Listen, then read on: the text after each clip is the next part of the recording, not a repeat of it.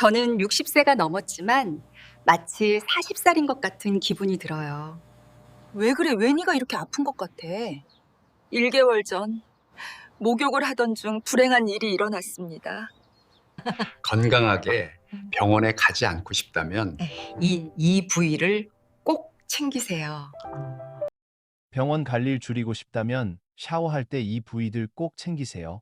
다음 영상에서 제가 직접 알려드리겠습니다. 몸을 깨끗하게 하는 샤워가 아니라 건강을 되살리는 샤워법 놓치지 마세요. 선생님, 아버지를 예전처럼 걷게 할 수 있을까요? 그날은 인천에 가랑비가 내리던 오후였습니다. 74세 한성태 어르신의 아들이 제 앞에 앉아 고개를 숙이며 그렇게 물었습니다. 저는 잠시 창밖을 바라보다가 천천히 대답했죠. 가능합니다. 단, 약으로가 아니라 습관으로요. 박지훈 선생님, 저희 아빠는 정말 요양원에 가야 하나요? 아들이 떨리는 목소리로 물었습니다. 한성태 어르신은 누워 지낼 정도로 약한 분은 아니었습니다. 하지만 걸음이 느리고 발등이 늘 약간 부어 있었죠.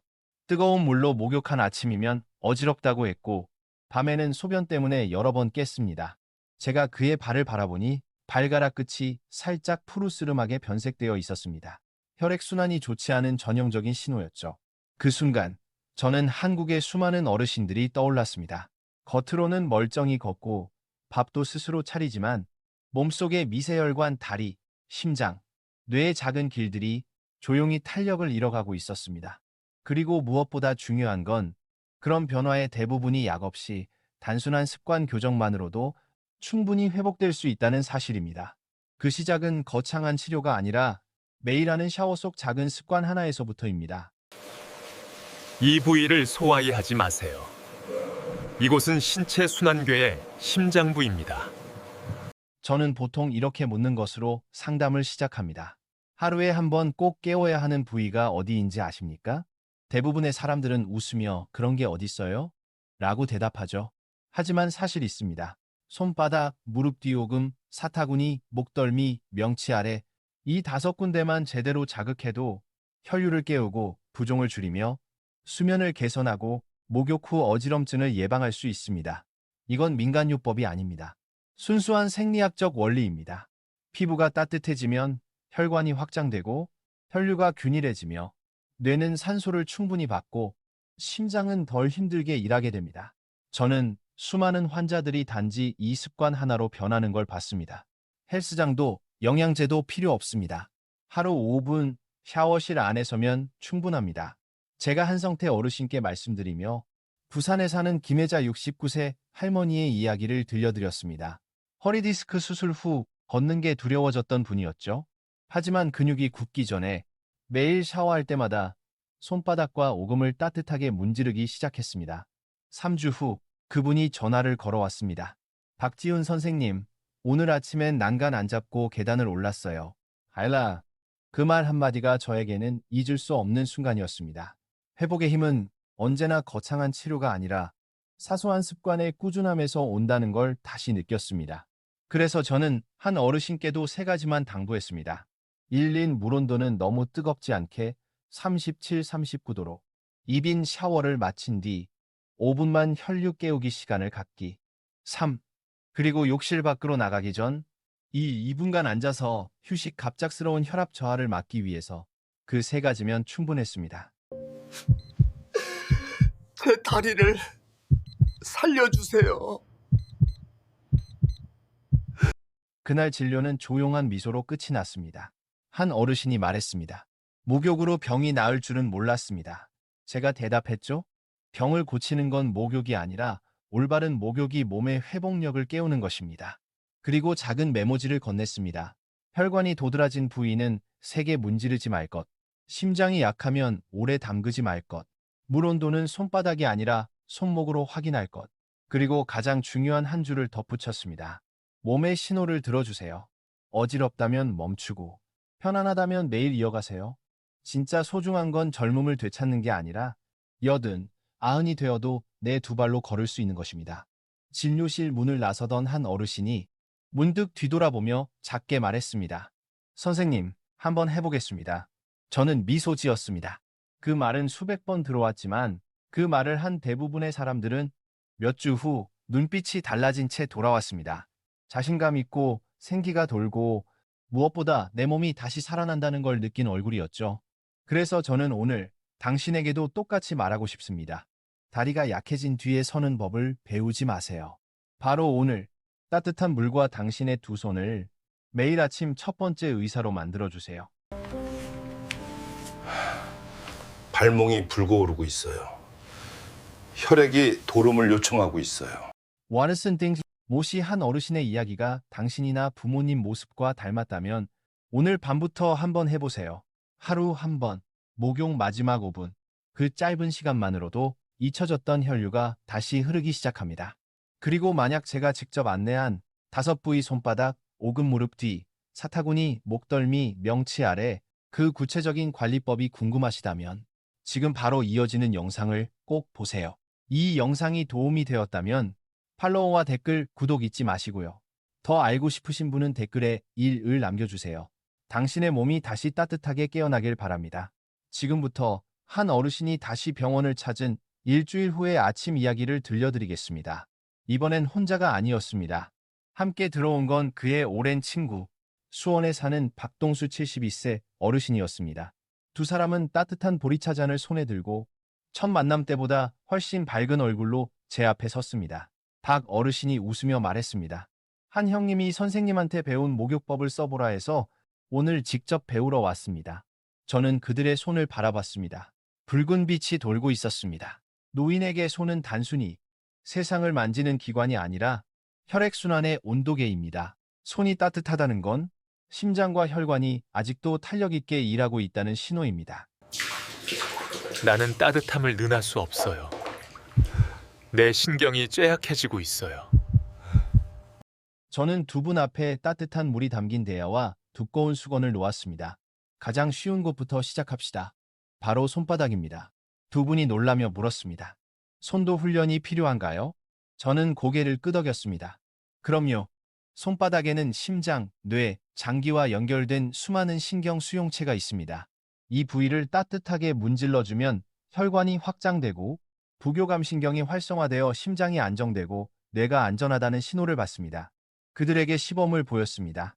물을 틀어 따뜻한 물줄기를 손에 30초 정도 흘려보내세요. 그 다음 두 손바닥을 마주대고 원을 그리며 문지릅니다. 손목에서 손끝까지 3개가 아니라 부드럽고 일정하게. 몇 분이 지나자 제가 물었습니다. 어떤 느낌이 드시나요? 한 어르신이 미소 지으며 말했습니다.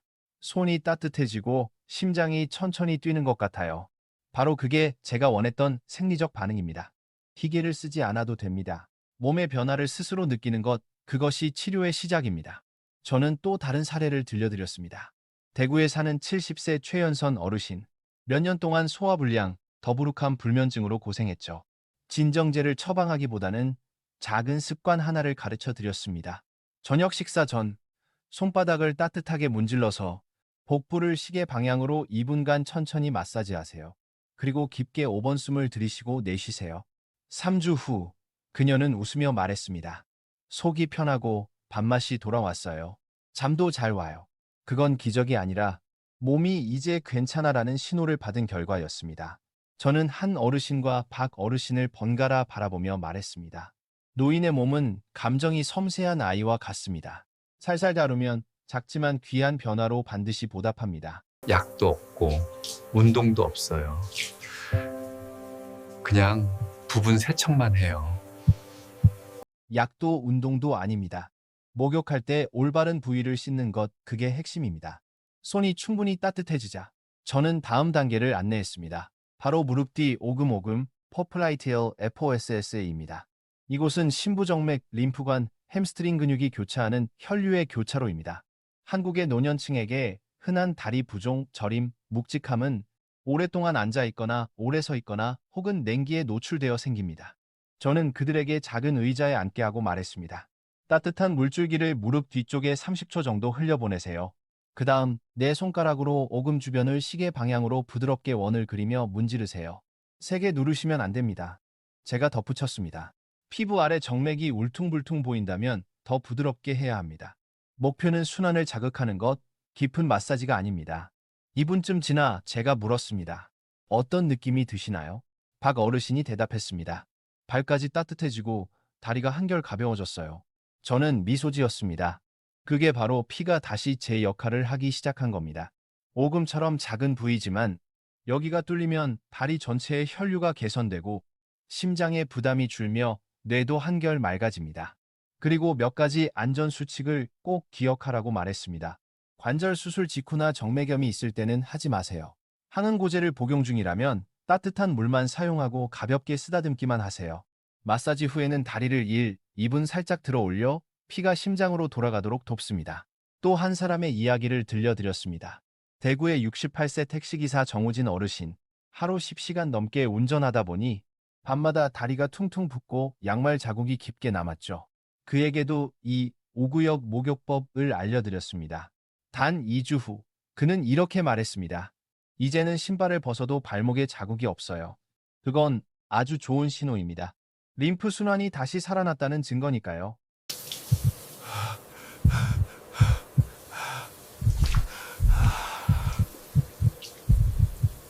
욕실에서 단 1분, 하지만 다리의 수명을 10년 늘릴 수 있습니다.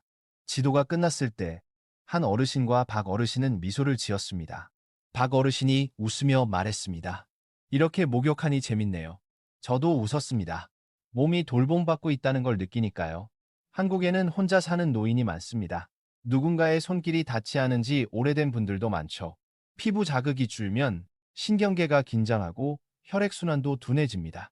그래서 손을 따뜻하게 문지르고 무릎 뒤를 부드럽게 쓰다듬는 것, 그 자체가 촉각 치료입니다. 몸을 위한 치유이자 마음을 위한 위로이기도 합니다. 저는 두 분께 말했습니다. 이제부터는 씻기 위해 목욕하는 게 아니라 몸을 살리기 위해 목욕하는 겁니다. 두 분은 천천히 고개를 끄덕였습니다. 그 표정에는 깊은 깨달음이 비쳤습니다. 몸은 하루아침에 늙지 않습니다. 그러니 회복도 하루하루 쌓아가야 합니다. 돌아가기 전 한 어르신이 물었습니다. 박지훈 선생님, 그럼 상반신은 어떻게 해야 하나요? 저는 요즘 목이 자주 뻣뻣하고 일어설 때 어지러울 때가 있습니다.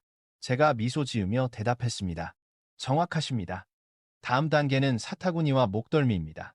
많은 사람이 놓치지만 이 두 부위가 혈액이 뇌로 올라가고 다리로 내려가는 길목이죠. 저는 일주일 뒤 다시 오라고 약속드렸습니다. 그리고 덧붙였습니다. 목욕할 때는 숨을 참지 말고 호흡을 고르게 유지하세요. 그게 혈압이 떨어지는 걸 막는 가장 쉬운 방법입니다. 두 분이 나란히 걸어나가는 뒷모습을 보았습니다. 늙었지만 걸음은 단단했습니다. 마치 따뜻한 샤워기 물줄기 하나로 새로운 여정을 시작한 사람들처럼요.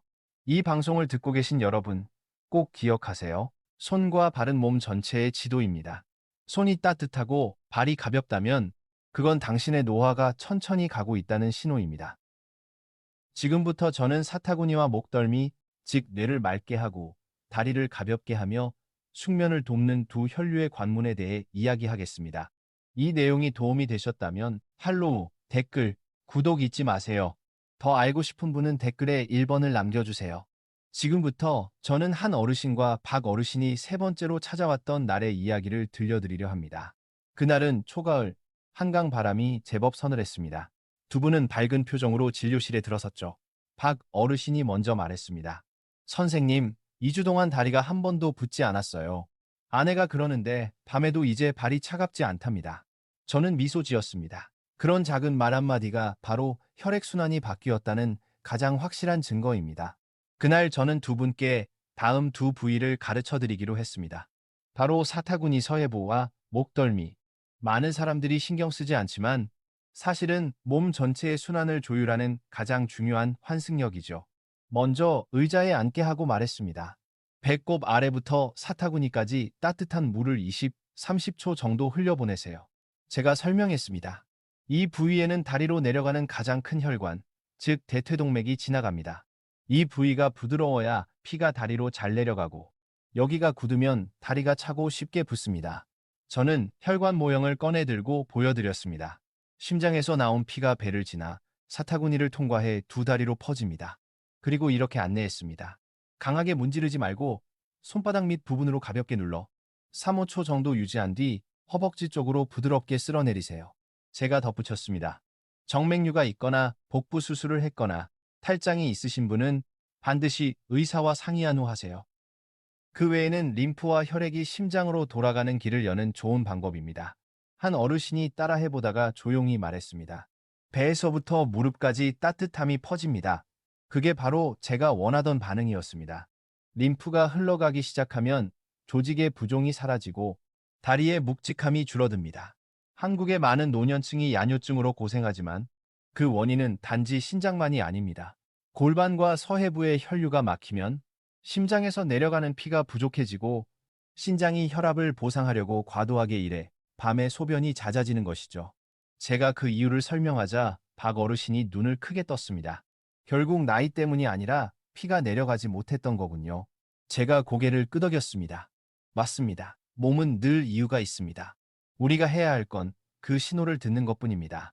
두 분은 서로를 바라보며 미소 지었습니다. 자신의 몸을 이해하기 시작한 사람의 미소였죠. 이어서 저는 목덜미 뒷모를 설명했습니다. 사타구니가 피가 아래로 내려가는 문이라면 목덜미는 피가 뇌로 올라가는 다리입니다. 나이든 분들이 목이 뻣뻣하고 두통과 어지럼, 불면을 호소하는 이유가 여기에 있습니다.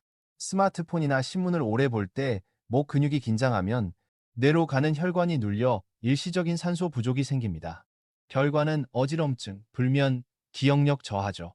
하지만 필요 이상으로 약에 의존할 필요는 없습니다. 따뜻한 물줄기와 자신의 두 손이면 충분합니다. 제가 시범을 보였습니다. 1. 똑바로 서서 따뜻한 물을 목덜미에서 어깨로 40초 정도 흘립니다.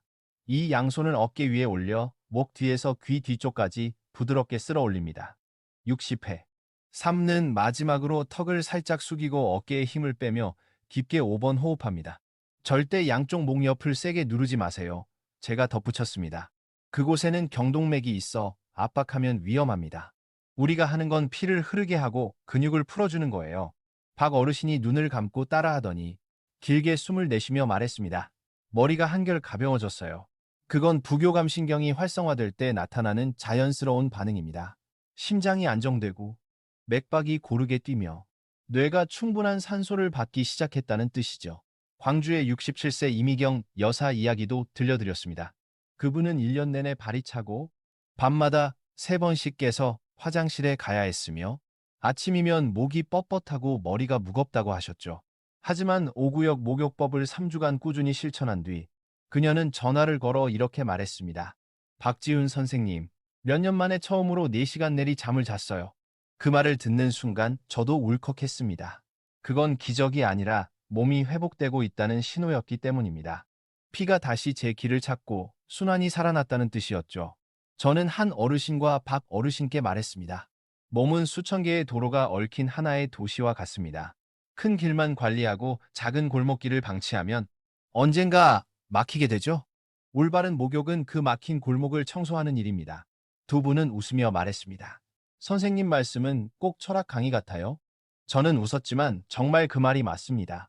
사람이 자기 몸의 원리를 이해하면 노화를 두려워하지 않고 자신을 돌볼 용기가 생깁니다. 늙는 건 두렵지 않습니다. 두려운 건 내 몸이 돌봄을 잃는 순간입니다. 돌아가기 전 저는 몇 가지를 더 당부했습니다. 목이나 어깨가 뻣뻣한 분은 샤워 후 어깨를 천천히 10바퀴 돌리세요. 어지럼증이 잘 오는 분은 목덜미 마사지를 마친 뒤 바로 서지 말고 잠시 앉아서 호흡을 고르세요. 그리고 무엇보다 호흡이 손의 리듬을 이끌게 하세요. 느리고 깊고 고르게. 두 분이 웃으며 고개를 끄덕였고 저는 마음이 한결 가벼워졌습니다. 한 어르신, 박 어르신, 그리고 이미경 여사 같은 분들, 이분들이야말로 제가 매일 이 이야기를 나누는 이유입니다. 한국에는 아직도 수많은 분들이 다리가 무겁고 머리가 멍하고 밤에 잠을 설치며 살고 있습니다. 하지만 그건 단지 아무도 몸을 올바르게 다루는 법을 가르쳐주지 않았기 때문입니다. 이 방송을 듣고 계신다면 꼭 기억하세요. 몸은 하루아침에 늙지 않습니다. 그리고 회복도 기적이 아니라 매일 5분의 선택에서 시작됩니다. 따뜻한 물 아래에서 단 5분만 투자하세요. 그건 당신 몸속의 강을 다시 흐르게 하는 시간입니다. 이제 마지막 부위로 넘어가겠습니다. 명치 아래 숨과 심장이 만나는 곳, 스트레스를 가라앉히고 숙면과 소화를 돕는 몸의 조율 센터를 소개하겠습니다. 이 내용이 도움이 되셨다면 팔로우, 댓글, 구독 잊지 마세요. 더 알고 싶은 분은 댓글에 1번을 남겨주세요. 지금부터 이 작은 여정의 마지막 이야기를 들려드리겠습니다. 바로 명치 아래 숨과 심장이 만나는 곳. 한국 사람들은 이 부위를 두고 가슴이 답답하다, 명치가 막힌 것 같다고 자주 말하죠. 그날 제가 방법을 설명하자 한 어르신이 웃으며 말했습니다. 선생님, 여기가 늘 무겁습니다. 돌 하나가 눌러있는 느낌이에요. 저는 고개를 끄덕였습니다. 그게 바로 횡격막, 즉 신경, 심장, 폐 위가 교차하는 자리입니다. 우리가 불안하거나 스트레스를 받을 때 이 근육이 굳어버리면 심장은 빨리 뛰고 숨은 짧아지고 소화는 느려지고 잠도 얕아집니다. 많은 분들이 그걸 위병이라고 생각하지만 사실은 자율신경의 긴장, 즉 스트레스 반응인 경우가 많습니다. 이 부위를 부드럽게 풀어주는 것만으로도 신경계가 다시 안정 모드로 전환됩니다. 저는 이렇게 알려드렸습니다. 1. 목욕 후 몸을 닦고 양손을 비벼 충분히 따뜻하게 만듭니다.